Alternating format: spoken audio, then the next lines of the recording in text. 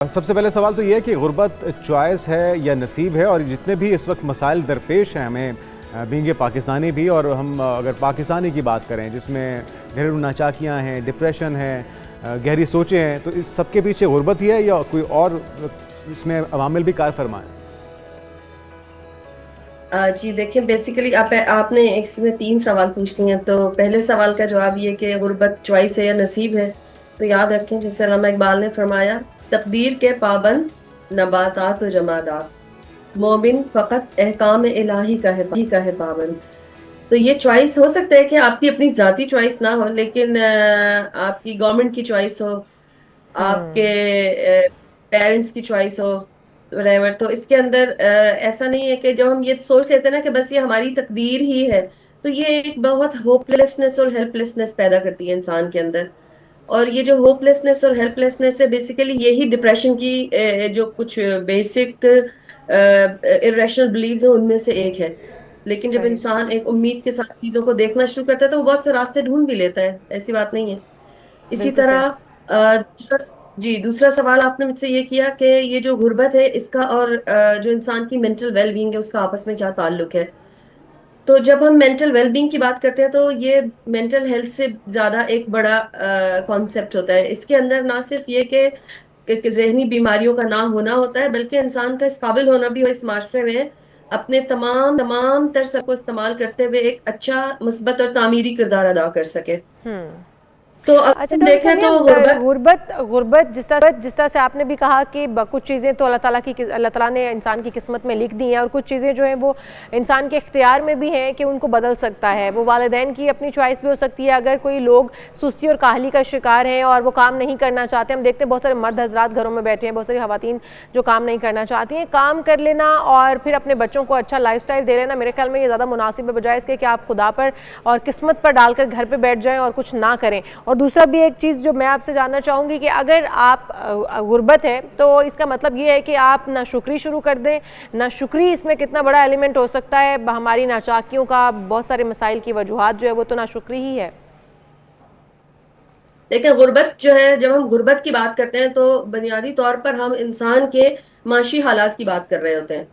تو ہو سکتا ہے کہ معاشی طور پر کوئی انسان بہت کمپرومائز ہو، لیکن اللہ سبحانہ تعالیٰ نے اس کو اور بے شمار نعمتیں دی ہوں، صحت کی درست. نعمت دی ہوئی ہو، عافیت کی نعمت دی ہوئی ہو، اولاد و خاندان دیا ہوا ہو. تو جب ہم نعمتوں کے اوپر نظر رکھتے ہیں اور شکر گزاری کرتے ہیں تو پھر ہم ایک مثبت سوچ کے ساتھ اس زندگی کو دیکھتے ہیں. اور جب ہم ایک مثبت سوچ کے ساتھ اس زندگی کو دیکھتے ہیں تو ہم اس زندگی کے اندر بہت کچھ کرنے کے موقع بھی دیکھ لیتے ہیں. اور اس طرح ہم ایک بلیم شفٹنگ سے باہر نکل آتے ہیں اور ایک پروڈکٹیو رول کے اندر آ جاتے ہیں. ٹھیک ہے بالکل ڈاکٹر صحیح. صاحب، جو مینٹل ہیلتھ ہے اسے کتنا ڈیمیج کرتی ہے یہ غربت؟ اور سوری، آپ کی آواز کٹ رہی ہے. ڈاکٹر صاحب اگر ابھی آپ سن پا رہی ہیں، میں جاننا چاہ رہا ہوں کہ غربت آپ کی مینٹل ہیلتھ کو کس حد تک متاثر کرتی ہے، اور پھر اس کا مقابلہ کرنے کے لیے ہمیں کیا کرنا چاہیے؟ جی، اگر ہم غربت کو دیکھیں تو غربت کے ساتھ کچھ چیزیں ایسی ہیں جو ایسوسیٹیڈ ہیں، جس میں اگر ہم دیکھیں سب سے بنیادی چیز جو ہے وہ اسٹریس لیول کا ہونا ہے. ایک مستقل پریشانی اور اس فکر کا ہونا ہے کہ ہم کہاں سے کھائیں گے، کل کیا ہوگا، کرایہ کہاں سے دیں گے، بیسک نیسیسٹیز کو کیسے میٹ کریں گے. تو ایک تو اسٹریس آ جاتا ہے انسان کے اندر، جو ایک پرسسٹنٹ اسٹریس ہوتا ہے، اور اس کی وجہ سے stress related mental health issues آ جاتے ہیں، جس میں انزائٹی اور اس طرح کے دوسرے ڈس آرڈرز آ جاتے ہیں. اسی اچھا. طرح اگر ہم دیکھیں تو جی ڈاکٹر دوسرا بات سمیہ. اگر ہم بہت جی جی جی. جی جی معاشی عدم مساوات کو کتنی بڑی وجہ سمجھتے ہیں غربت کی؟ اگر ہم غربت کی بات کر لیں کہ غربت آخر کیوں ہے، تو پاکستان کے اندر ہی ہم اگر بات کریں تو کیا عدم مساوات، تعلیم کا فقدان، یہ وجوہات ہو سکتی ہیں جو پاکستان میں غربت اس قدر بڑھ چکی ہے؟ پاکستان میں جو غربت ہے اس کے اندر یہ تمام فیکٹرز بھی شامل ہو سکتے ہیں. لیکن اگر ہم اپنی پچھلے تمام 70 دہائیوں کی اکنامک پالیسیز کو دیکھیں تو دیکھیں، جب بھی ایک اکنامک پالیسی بنتی ہے تو وہ 2 چیزوں کے اوپر اس میں فوکس کیا جاتا ہے. ایک لانگ ٹرم گولز ہوتے ہیں اور ایک شارٹ ٹرم گولز ہوتے ہیں. اگر ہم اپنی اکنامک پالیسیز کو دیکھیں تو ہمیں اس میں بہت زیادہ جو ایک لیک نظر آتا ہے وہ لانگ ٹرم گولز کا نظر آتا ہے. لانگ ٹرم اکنامک گولز کم ہوتے ہیں، ہمارے شارٹ ٹرم اکنامک گول زیادہ ہوتے ہیں، کیونکہ اس سے ہمیں سیاسی مفادات جلدی مل جاتے ہیں. تو درست. اس کی وجہ سے ہماری اکانومی مسلسل ایک کرائسس کے اندر پھنسی رہتی ہے نا. اور اسی کرائسس کا اثر ہمارے ان طبقات پہ آتا ہے جو یا تو مڈل کلاس ہوتے ہیں یا لوور مڈل کلاس ہوتے ہیں یا بلو دا پاورٹی لائن لوگ جو رہ رہے ہوتے ہیں، ان کے اوپر اس کا اثر زیادہ آتا ہے. اور ہم یہ دیکھتے ہیں کہ مڈل کلاس آہستہ آہستہ نیچے چلی جاتی ہے، اور اس طرح ایک ڈکلائن، ہمیں معاشی ڈکلائن نظر آتا ہے لوگوں کے اندر.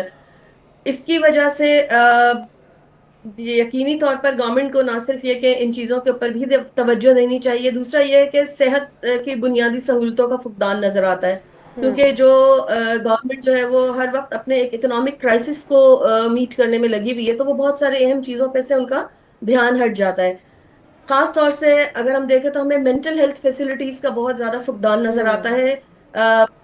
جو ہمارے ریموٹ علاقے ہیں ان کے اندر، جو ہماری پاورٹی اسٹرکن ایریاز ہیں ان کے اندر، اور ڈاکٹر سمیہ، جس عدم مساوات کی بات میں کرتی، بالکل یقینی طور پر آپ درست فرما رہی ہیں کہ ہماری حکومت کے کرنے کے اقدامات ہیں. ہماری حکومت کو بھی اس حوالے سے جو پالیسیز مرتب جب کی جاتی ہیں تو اس میں جو عام عوام ہے اس کا بھی خیال رکھنا چاہیے. دوسری طرف آ جاتے ہیں عدم مساوات کی جو میں بات کر رہی ہوں. ہم خود اپنے، اگر ہم نوکریاں کر رہے ہیں تو ہم اپنی تنخواہیں بڑھانے کی بات تو کرتے ہیں، ہم اس کے اوپر سوچ بچار تو کرتے ہیں، ہم چاہتے ہیں کہ ہماری تنخواہیں بڑھائی جائیں کیونکہ اب مہنگائی بہت زیادہ ہو چکی ہے. لیکن جو ہمارے انڈر کام کرنے والے ہیں، ہمارے ملازم ہیں، ہمارے ارد گرد اسٹاف ہے جو دیگر، ہم ان کے بارے میں نہیں سوچتے ہیں. ہم یہ نہیں سوچتے ہیں کہ اگر کوئی 20 سال سے ہمارے 10 سال سے 20,000 پر کام کر رہے ہیں تو ہمیں اس کے بارے میں بھی سوچنا چاہیے کہ اس کے گھر کا چولہا کیسے چلتا ہوگا. یہی وہ وجہ ہے کہ بہت سارے لوگ جو ہے وہ خطے غربت سے بھی نیچے جی رہے ہیں. ان کی تو زندگیاں میرے خیال میں بالکل ہی نہ ہونے کے برابر ہیں کہ وہ کھانے پینے کی اشیاء جو ہے وہ ان کی ضروریات پوری نہیں کر پاتے اپنے بچوں کی. تو یہ عدم مساوات ہمیں انڈیویجولی بھی کس طرح سے ہمیں کرنا چاہیے تاکہ ہم ان لوگوں کا بھی خیال رکھ سکیں جو کہ ہم سے بھی نیچے زندگی گزار رہے ہیں. جی، اس کے اندر آپ یہ دیکھیں کہ وہ لوگ کہ جن کو اللہ سبحانہ و تعالیٰ نے فائنینشلی بلیس کیا ہے، اگر وہ اپنی دولت جو ہے اس کو ضائع کرنے کے بجائے، جو ایک نمود و نمائش ہے اور ایک برانڈز کی دوڑ ہے، اس کے اوپر آپ ضائع کرنے کے بجائے اس کو ان لوگوں تک فائدہ دینے کے لیے پہنچائیں کہ جو اس وقت اس کے زیادہ حقدار ہیں، زیادہ ضرورت مند ہیں، تو یقیناً اللہ تعالیٰ آپ کو بھی برکت دے گا اور ان کے بھی کچھ مسائل حل ہو جائیں گے. اور اسی طرح ایک غربت کی جب ہم بات کر رہے ہوتے ہیں تو میں آپ کو یہ بات بھی ذکر کرتی چلوں کہ کیونکہ ہم نے بہت زیادہ اپنے معاشرے میں دیکھتے ہیں کہ چھوٹے چھوٹے بچے کام کر رہے ہیں، اور اس کے اندر یہ بچے جب گھروں سے کام کرنے کے لیے نکلتے ہیں تو یہ جس طرح کی وائلنس اور ابیوز کو گزارتے ہیں اپنی زندگی کے اندر، وہ ان کے اندر ایک لائف ٹائم اپنے اثرات چھوڑ جاتی ہیں وہ چیزیں. اور اس کی وجہ سے بھی جب بچے بڑے ہوتے ہیں تو آپ یہ دیکھیں کہ یہ ایک وشیس سائیکل ہے کہ پھر جب یہ بچے بڑے ہوئے تو یہ تو ٹرامیٹائز بچے تھے نا، یہی بچے جو ہے یہ منشی استعمال کی طرف بھی زیادہ جاتے ہیں. پھر ان بچوں سے آگے جو نسلیں بنتی ہیں اگین وہ ایک اور ٹرامیٹائز جنریشن ہوتی ہے. تو آپ دیکھیں کہ ایک سائیکل ہے جس کے اندر ہم، اور اس کے اوپر بیسیکلی بیٹھ کر جو ہے حکومتی اداروں کو بیٹھ کر اس کے اوپر غور کرنے کی ضرورت ہے. ٹھیک ہے، حکومت کو تو غور کرنا چاہیے، لیکن جو معاشرتی رویے ہیں، ہمارا عدم برداشت، آپس میں ایک دوسرے کے ساتھ جو برتاؤ ہے. آواز مجھے نہیں. ڈاکٹر صاحب میں کوشش کروں گا کہ آپ کو آواز پہنچ سکے، اگر سن پا رہی ہیں تو بتائے گا کہ آپس میں جو عدم برداشت ہے، جو ہمارے آپس میں رویے ہیں، جو ایک دوسرے کے ساتھ لین دین ہے، اس کے اندر بھی ہم قصوروار غربت کو ہی ٹھہرائیں. یہ ساری خرابیاں اس کی وجہ سے ہیں یا ہمارے اندر بھی کچھ خرابیاں ہیں جس کے اوپر ہمیں کام کرنا ہوگا؟ جی بالکل، یہ ان کا تعلق غربت سے نہیں ہے، ان کا تعلق ہماری اخلاقی گراوٹ سے ہے. کیونکہ ہم نے وقت گزرنے کے ساتھ ساتھ انسانوں کی جو ویلیو ہے، اس کا معیار، انسانوں کی جو اہمیت ہے اس کا معیار روپے اور پیسے کو بنا لیا ہے. تو اس طرح انسان جو ہے وہ روپے اور پیسے کی دوڑ میں لگ گئے ہیں. جب ہمارے معیار کسی بھی انسان کی ویلیو کو میجر کرنے کے لیے اس کی اخلاقیات اور اس کی مورل ویلیوز ہوتی تھیں تو لوگ اپنی اخلاقیات اور مورل ویلیوز کے اوپر توجہ دیتے تھے. اب ہم نے خود ہی ان کو انسگنیفیکینٹ کیا. تو اس کی وجہ سے یہ ہے کہ نہ صرف یہ کہ انسان کی مورل ویلیوز بہت کمپرومائزڈ ہو گئی ہیں، اخلاقیات تباہ ہو گئی ہیں، اور معاشرے میں ایک دولت کی دوڑ اور ہرس اور ہوس لگ گئی ہے. اس چیز نے ایک اور طرح کا ڈپریشن کریٹ کر دیا سوسائٹی کے اندر. بالکل صحیح. اور اگر ہم یہی بات کرتے ہیں ملک اگر ترقی کر رہا ہے تو پھر غربت کیوں ہے، پھر عوام غربت میں کیوں جی رہی ہے؟ بہت شکریہ، ہمارے ساتھ موجود تھیں doctor Sumaiya Aatir, life coach. اور ہمیں اپنے رویوں کو بھی تھوڑا تبدیل کرنے کی ضرورت ہے، اپنے ان لوگوں کو دیکھنے کی ضرورت ہے جو کہ خطۂ غربت سے نیچے جی رہے ہیں، جن کے گھر کے چولہے ہماری تنخواہوں سے چلتے ہیں، اور ان کو بھی میرے خیال میں ان کا خیال کرنے کی ضرورت ہے، حوصلہ افزائی کی ضرورت ہے. اور ان کا بھی تھوڑا سا خیال کریں کہ اگر آپ اچھی سیلری، اچھی ارننگ کرنا چاہتے ہیں تو ان کا بھی کوئی حق بنتا ہے اچھی خوراک پر, اچھے لباس پر, ان کا بھی خیال اور رکھیے. جو اللہ تعالیٰ کی نعمتیں ہیں اسے پہچانیے.